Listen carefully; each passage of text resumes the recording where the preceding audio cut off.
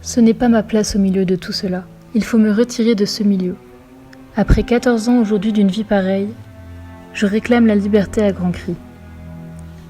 Cette imploration provient d'une lettre de Camille Claudel destinée le 3 mars 1927 à son frère Paul, qu'elle supplie de la laisser sortir de l'asile de Mondevergue où elle est enfermée en 1913. Cela fait alors bientôt 10 ans que son état psychologique s'est amélioré.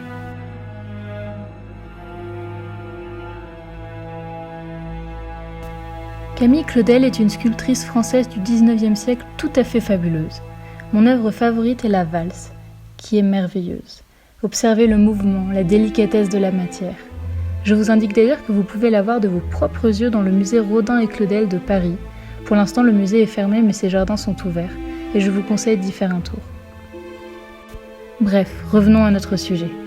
Comme beaucoup d'artistes, Camille n'a pas eu une vie très simple. D'abord très indépendante, elle parcourt Paris et ses ateliers de sculpture comme bon lui semble.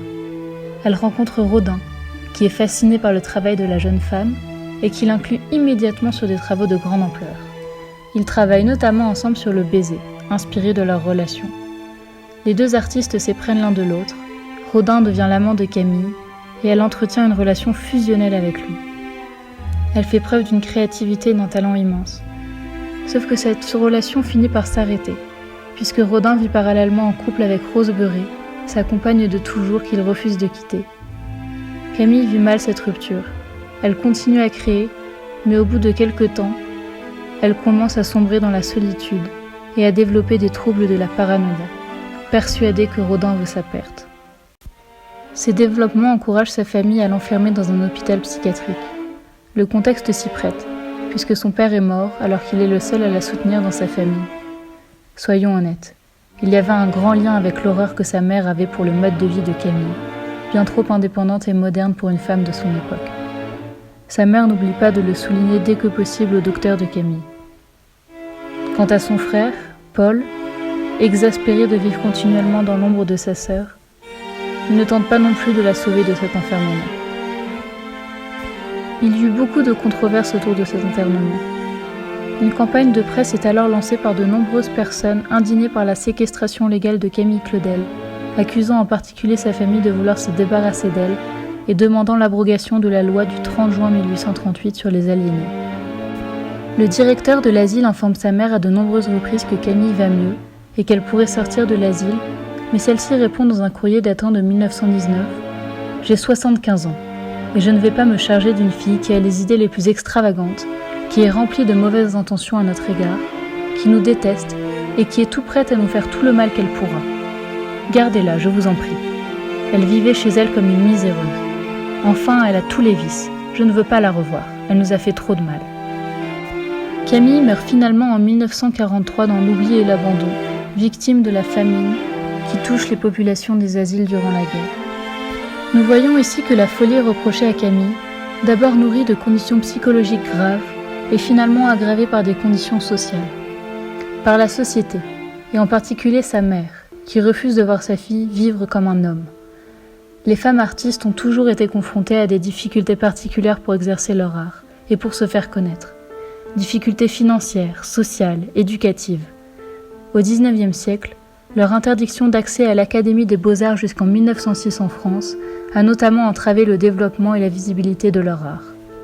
Ces difficultés sont des violences à part entière et impliquent des failles psychologiques qui se répercutent sur leur travail. En effet, nombre de femmes n'ont pu pratiquer leur art à cause des normes sociales de leur époque. La dépendance financière ou encore le manque d'accès à une éducation artistique de qualité. C'est une des raisons pour lesquelles on emploie l'expression de femme artiste, pour inclure l'influence de leurs conditions sur leur art. En 1971, Linda Nochlin demandait dans son célèbre essai « Pourquoi n'y a-t-il pas de grandes femmes artistes ?» Les femmes artistes sont la plupart du temps uniquement évoquées en tant que telles dans des contextes où on fait remarquer leur absence. Elles sont d'ailleurs rarement mentionnées seules.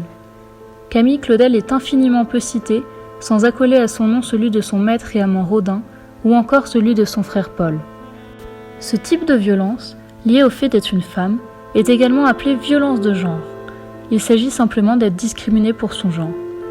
Par exemple, Camille Claudel a bien vu sa création artistique affectée par son statut de femme. Les violences psychologiques infligées par sa famille condamnant fermement la vie menée par Camille en plein XIXe siècle, ont eu une influence déterminante sur les conditions de son art. On voit alors que la discrimination auquel sont soumises les femmes artistes ne se résume pas à un manque de visibilité ou d'accès aux institutions académiques. Elle est systémique. L'art féminin exprime alors un questionnement violent par ses moyens propres. Il rappelle les discriminations qu'ont subies les femmes artistes. Et cette discrimination, même si elle est historique, reste d'actualité. Les femmes continuent d'être discriminées dans leur art, ou plus généralement dans leur vie quotidienne.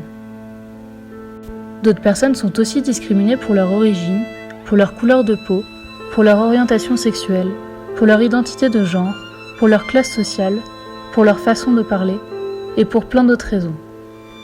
En cette journée zéro discrimination, pensons à notre attitude face à ces discriminations. Est-ce qu'on est témoin passif ?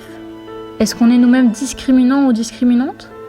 Essayons de nous remettre en question aujourd'hui et chaque jour qui suit, pour lutter à notre échelle contre les discriminations. Et toi, tu as d'autres tips pour lutter contre cette discrimination ? N'hésite pas à les partager en commentaire. C'était Charlotte pour les podcasts de Maëlys pour célébrer la journée zéro discrimination.